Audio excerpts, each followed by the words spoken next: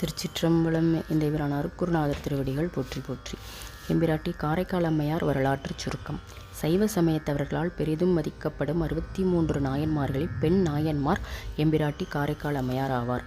இவர் காரைக்காலில் தனதத்தன் என்ற வணிகரின் மகளாக பிறந்தார். இவர் இயற்பெயர் புனிதவதியார். சிறு வயதிலேயே சிவபக்தியும் பேரழகும் மிக்கவர். இவருக்கு மணப்பருவம் வந்ததும் நிதிபதியின் மகன் பரமதத்தனுக்கு மணமுடித்து வைத்தார்கள். ஒரே மகள் என்பதால் சொந்த ஊர் காரைக்காலிலே வணிகம் செய்ய எல்லாம் கொடுத்து அங்கேயே வைத்து கொண்டார் தனதத்தன். அடியாருக்கு பொன்னும் பொருளும் உணவும் அம்மையார் கொடுத்து சிறந்த தொண்டு செய்தார்கள். ஒரு நாள் பரமதத்தன் வேலையாரிடம் மாங்கனி 2 கொடுத்து வீட்டில் கொடுக்கச் சொன்னார். அப்போது அம்மையார் வாங்கி வைத்தார். இல்லத்திற்கு சிவனடியார் வந்து அமுது கேட்டார். அதற்கு அம்மையார் தயாராக இருந்த சாதமும் தயிரும் கலந்த உணவை கணவர் கொடுத்த மாங்கனியோடு பரிமாறினார். அவரும் உண்டு வாழ்த்திவிட்டு சென்றார். பரமதத்தன் உணவு அருந்த வந்தபோது அவருக்கு எல்லா பதார்த்தங்களும் அன்னமும் மாங்கனி ஒன்றையும் வைத்தார். அதை உண்ட பரமதத்தன், மாங்கனி மிகவும் சுவையாக உள்ளது, இன்னும் ஒன்றை எடுத்து வா என்றான். அம்மையார் திகைத்து உள்ளே சென்று இறைவரை மனதார எண்ணி ஒரு மாங்கனி பெற்றார். அதை கணவருக்கு கொடுக்க அது முன்போல் இல்லாமல் மேலும் சுவை அதிகமாக இருக்க இது ஏது என்று கேட்டார். கணவர் கேட்டதும் மறைக்காமல் நடந்ததை கூறினார். அவர் நம்பவில்லை. இறைவர் கொடுத்திருந்தால் இன்னொன்று வரச் சொல்லி காட்டு என்றதும் இறைவனிடம் அங்கேயே வேண்டி இன்னொரு மாம்பழத்தை கையில் பெற்றதும் அது மறைந்தது. கணவர் காட்டு என்றதால். அப்போது பரமதத்தன் திகைத்து இவர் தெய்வ பெண் என்று எண்ணி அவரோடு வாழ மனமில்லாமல் அவரிடம் சொல்லாமலும் வணிகம் செய்ய போவதாக சொல்லி வேறு ஊர் சென்று வாணிபம் செய்து அங்கு ஒரு பெண்ணையும் திருமணம் செய்து ஒரு பெண் குழந்தை பெற்றெடுத்து அதற்கு அம்மையார் திருநாமம் வைத்தான்.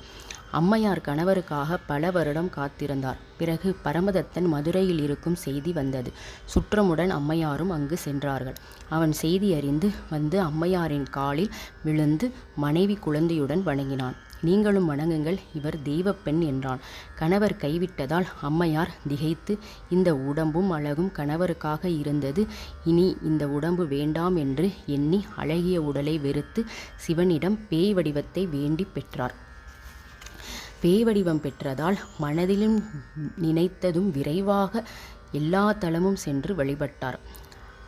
சிவபெருமானை காண கைலாய மலைக்கு செல்ல விரும்பிய அம்மையார் புனிதமான அம்மலையை தன் கால்களால் மிதிக்க கூடாது என்று எண்ணி தலையால் நடந்து சென்றார்.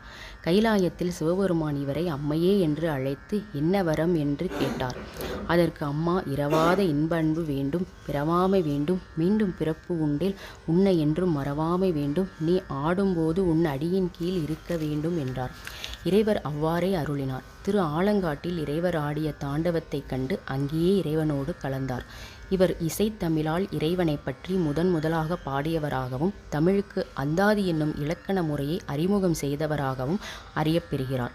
அற்புத திருவந்தாதி, திரு ஆலங்காட்டு மூத்த திருப்பதிகம், திரு இரட்டைமணி மாலை போன்ற நூல்களை 11ஆம் திருமுறையில் நமக்கு தந்து சைவத் தமிழுக்கு பெரும் தொண்டு ஆற்றியுள்ளார்.